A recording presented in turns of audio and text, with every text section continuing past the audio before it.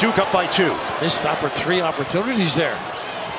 Right now, Duke back in this man-to-man defense. I think Ejiofor once again gets some touches in the post. Sellers now in there for Darling. Mitchell looked inside, instead keeps it on the perimeter. Jackson. Oh, that's dazzling, but it doesn't go. They didn't need that right there. Tough shot. Could have got a better shot on that possession for St. John's. And Brown did a decent job on Ejiofor too, but his reset, he could have gotten the ball. Jackson has not shot it well. 1 of 7 from three-point territory. Brown scoops it up with 5 minutes to play. Defended by Ejiofor. Boozer comes to the ball. A broken play now.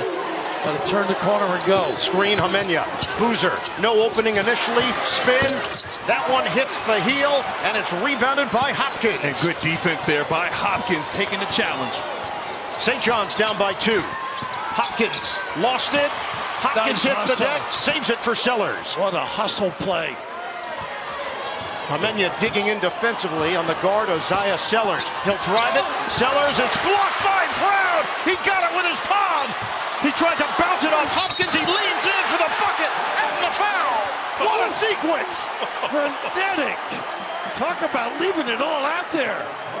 And Raptors started with Hopkins getting on the floor. But look at the weak side Brown. He thought he bounced it off the back of Hopkins. Just great awareness. Get to the rim. Draw the foul. St. John's needed that. But this is a different Hopkins. Oh, man. He is playing as well as he did early in his career at Providence. He missed 2 years of injuries. It takes time, but he is, as you said, playing his best basketball at the right time for St. John's. 13 points, 6 rebounds. The foul was called on Homenya. And now Hopkins with a chance to put St. John's in front at the line. And they just wear on you, this team, St. John's. Aggressive. The mental aspect of the game is so important. Started his career at Kentucky, then success at Providence, now at St. John's, and it rims up. Slam down! A pogo stick, Dylan Mitchell. How about the curl? Nobody squeezed. What a great read. And the 9th lead change with St. John's now in front by 2. Look at Mitchell picking up full court. Foster gets it across for Cameron Boozer. We're going to hit the 4-minute mark of this second half. Boozer one-on-one with Hopkins. Evans gets a touch with 10. Step back, Jack. He buries it. A 3. What a performance. He's been driving great since up to 3. 24 points, and he puts Duke up by 1. Hopkins will swing it outside for Jackson with 3:36 on the clock.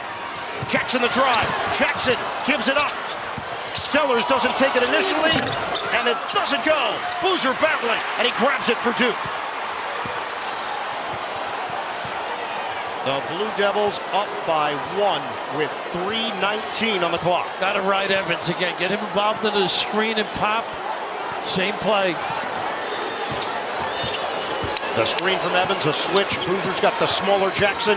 Boozer tried to drive it. Good defense. The banker goes! Plus the foul! I think that's what Duke fans have been waiting for. Him to take over and step it up like Dad used to. Cameron Boozer meeting the moment.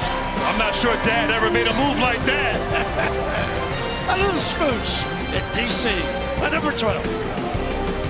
Our tournament summary, 9 schools returning from last year's Sweet 16, tied for the most in NCAA tournament history. 8 of the last 9 defending champions failed to reach the Sweet 16. Florida is out, and the first Sweet 16 since 1954 without Kansas, Kentucky, North Carolina, or UCLA. Right now, let's take a look at the Capital One rewarding performance. Guys, Rick Pitino told Tracy about the divine intervention in that first half. And right there, Prey on cue. Mitchell knocking down threes as a team. 9 3-pointers, which really kept them in the game, and Ruben Prey getting hot from downtown. He really hasn't had any minutes lately. Dylan Darling is back in, playing with 4 fouls. Boozer is now 6 of 6 at the line. He's got 20 points, 10 rebounds, as we send it over to Tracy. In the heart and soul of this St. John's team, Zuby Ejiofor, during that timeout, with words for his team, he said, leave it all out on the floor. No mistakes. Give it everything you got. No second chance shots, no 3-pointers. If we do that, we will be just fine. And Brown is doing a great job on him, Trace. Sellers off the rim. And And they send bodies to the ball. Gang rebound with Foster. They're not able to ring the bell. They can't set their defense up. The pressure, which have been relentless earlier. 2.5 to go. Duke up by 4. Foster, hard drive on Ejiofor. And Ejiofor rejects him on the inside, out of bounds. Pretty good defensive stand right here. Everybody's staying at home on theirs. So Duke has 10 seconds to work with 2:22 left in regulation. Foster looks towards the rim. He'll go way outside to Brown. Good job by Sellers not letting Evans touch the ball. Boozer. Long strides. Foster. Ball fake. Jumper. Yes. Wow, how about that? Welcome back. Pump fake. Get him to bite. Get him organized. Duke extends the lead to 6. We're going to hit the 2-minute mark. A big trip right here. Mitchell. Give it up. Hopkins. Ejiofor. They need it. Yes, sir. Oh, wow. That's what he's done all year long now. Raises his level of play at the most important moment. And St. John's has cut it to 3. A March nail-biter.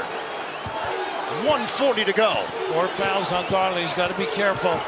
Foster, one-on-one with Darling. Down to 10. Not much going on right here. They vacate the area. Foster gets to the rim for a big bucket. And Raph, how about the performance from Foster tonight? Sellers to Darling. His jumper off. What a rebound. What a board by Mitchell and a reload for St. John's. 1:12 to go. Big time effort.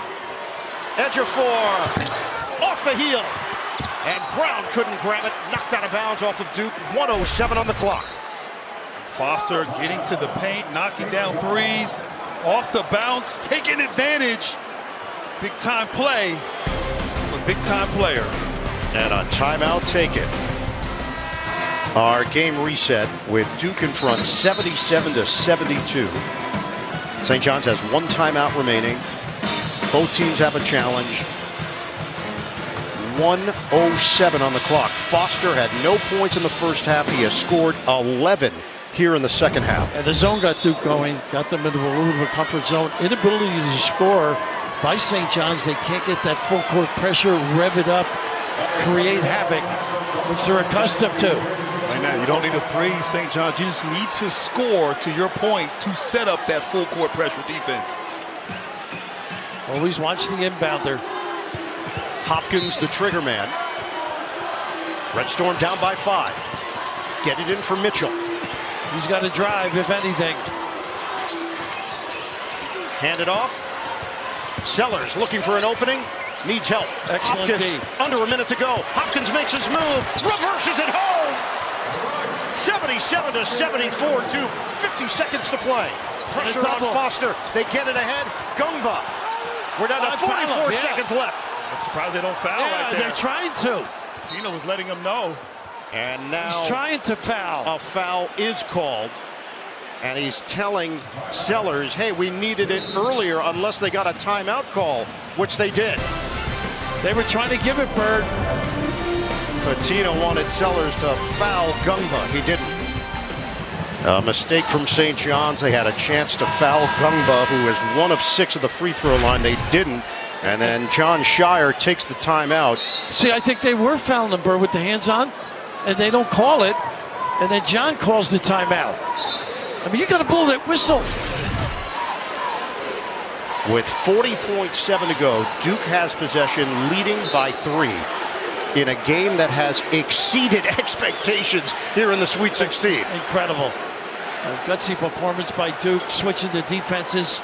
Right now for Duke, got to be strong with the ball, expect to get fouled here, and meet every pass.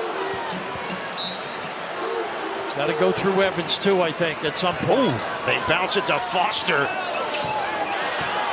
We're down to 35 seconds left. Mitchell there defensively. Switch with Hopkins. Shot clock is down to 9, and there is a foul call. A hold that's going to send Boozer to the free throw line. It's on Dylan Mitchell with 32.4. He's holding the shirt, makes it easy. So grabs the shirt. Officials call the foul. That is team foul number 9 on St. John's, and now Prey will check in, replacing Dylan Mitchell as they go offense-defense here. Boozer is 6 of 6 of the free throw line tonight. He's got 20 points and 10 rebounds for his 22nd double-double of the season. His team up by 3. Duke's got to do a good job defensively. Don't gamble, but make them use some clock. 1-and-1 is off the mark. The door is open for St. John's. Go quick and go for the 2. We may end up with a 3 on a dribble drive. Darling, defended by Boozer. Darling, the hero in the second round. Give it up for Ejiofor, down to 14 to shoot. Ejiofor stumbles, a layup, no! Wow, they got the call. And the foul is called with 14.7 to play. He wasted a lot of time right there at St. John's, but I like Ejiofor just putting his head down, initiating the contact. He almost lost his balance there, but somehow able to get the ball up, get to the line, and once again, if he makes them, a chance to set up their ball pressure. 72% on the season. He's got 16 points, 8 rebounds. The shot clock is now turned off. Duke's got to be ready and squeeze. They got an offensive rebound on the miss earlier. Ejiofor. 2-point game. This is key because they can set up that pressure, maybe an initial denial, one trap, a gamble, and then give it. And John Shire bringing Caden Boozer back in the game, having 2 point guards to try to handle that pressure from St. John's. And Mitchell's the guy that got that offensive rebound, put him back in. He circled out behind the last time. Ejiofor. He missed it. Rebound. Got to give it. Duke's got it. Got to give it. 10 seconds left, and the foul is called. In a 2-point game, it is Isaiah Evans going to the line for 2 shots. 86% too, and the way he's been playing, you can mark it down. And a timeout called with 10.8 on the clock. Duke leads by 2. It's coming right down to the wire in the East region. St. John's is out of timeouts. Duke has 1 remaining. Free throws coming up for Isaiah Evans, with the Blue Devils leading this one 77-75. The winner advances to the Elite Eight. Same thing prevails here. It makes them obviously extend it deep, but don't gamble. Don't let them get something quickly. And Duke has the right guy on the team on the line, 86% from the free throw line. And you're right, they will show that 3-quarter press there. Makes 2-possession game. Evans has not attempted a free throw tonight. Sophomore from Fayetteville, North Carolina. Creative, though. So many things he does off that bounce. Mixing his game up a lot more than last month, I think, with drives. Don't you, Grant? I agree. So dangerous off the bounce. The number 1 overall seed, Duke, leads the 5 seed in the East, St. John's, 77-75 with 11.2 on the clock. Isaiah Evans for 2. Second missed free throw in a row. Boozer on the front end of the 1-on-1. Now you got to decide when you're going to give one if you are Duke. They are 12 of 21 at the line. The second one is good. Got a 3-point game, 11 seconds on the clock. Get it in for Darling. Can Lightning strike twice for St. John's? 6 seconds left. Darling, he's going to fire. It's way off. Out of bounds with 1.8, and Duke will take over. I thought the length there of Sarr on Darling gave him some trouble on that shot attempt. You got to drive it and find somebody. Hamenia will toss it in with 1.8 on the clock. Hamenia. He'll take the timeout. There's timeout. And Duke and St. John's are both out of timeouts. 1.8 remaining. And not a good decision right here. Little pass to the wing. Tough. Dylan Darling. And look who's right there, Sarr Bird. Great defender. The only bucket that he had in the second round against Kansas was the game winner with no time remaining. Darling trying to tie the game up, misses from 3-point territory. And St. John's is on the ropes. 1.8 to play. Duke still has to get the ball inbounds cleanly. And they got to run a good screen and step through the ball. This is a tenacious team. A lot of hands, a lot of deflections. I think you run some action, maybe just throw the ball up high to Cameron Boozer. Let him go get it like a rebound. And secure the win there. Just got to, as they've added some time on the clock. Yeah, here. they added 0.3 seconds, so now 2.1 to play. They got everybody down this end. I get more of them out, at least a sprint out. You got Dylan Mitchell and his length on Foster, who's taking the ball out. Yeah, they made the change. Foster will inbound it. 2.1 on the clock. They may go deep. Put Grant Hill in. It was 34 years ago. It worked. Duke 78, St. John's 75. And here we go. Foster looking long. Boozer comes to the ball. They bounce it to him. Ejiofor fouls him with 1.5. That's all effort, too. And Ejiofor made contact, and actually there is a rip on Boozer's jersey. The front of his jersey has ripped. Great cut by him. So Cameron Boozer will go to the free throw line. Where's the K? That used to look good in our playground. 20 points, 10 rebounds, 6 of 7 at the free throw line. He's trying to put this game away.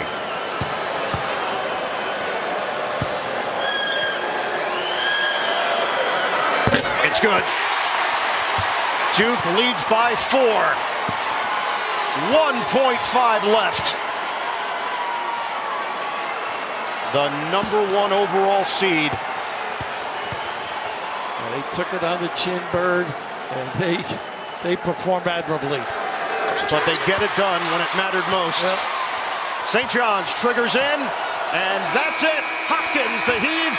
Duke is still elite. For the 3rd straight season, the Blue Devils advance to the regional finals. 80-75. They hold off St. John's. Tremendous ball game. But #1 Duke remains alive. Evans goes for 25. Cameron Boozer, 22. And Duke is on to the Elite 8. Bird, it is exhausting playing St. John's, mentally and physically. And these kids responded. They were resilient, come up with big plays. Their main guys stepped up when it counted. The resurgence of the Red Storm ends here in D.C. Duke gets the W. Blue Devils made key plays late. And we send it over to Tracy Wolfson. Thanks a lot. Let me start with you, Caleb. 11 points, all in that second half, though. For you to be out here just less than 3 weeks after surgery, how were you able to do it? I just pour everything into my teammates. You know, they battle. I watch them battle. I try to do whatever I can do to help win. It's a tough game, and it's credit to St. John's, a really good opponent. What did this one come down to, and how physical was it out there? I would say it come down to preparation. The stuff we did all the way back to the summer, just the guys coming together. We love playing with each other, and great teams find a way to win. Appreciate it. Good luck in the Elite 8. And, Coach, what does this guy, having him out on the court, mean to you?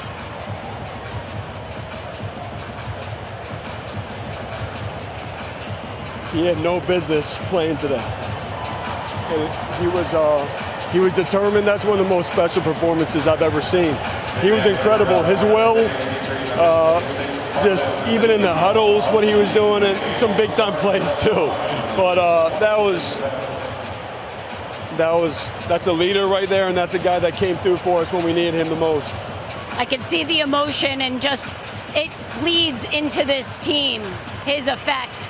What is it about them when they are down at halftime? You said we're a second half team. What is it about the resiliency of this team? Well, we don't do everything perfect, but man, these guys got a special will. They love each other, they're connected, and they believe we're supposed to win. And you know, really second half, it wasn't much about execution. It was more just about toughness and coming up with key plays. So we're going to need more of that on Sunday. We'll see you then. Congratulations. Sounds great. Thank you, Jason.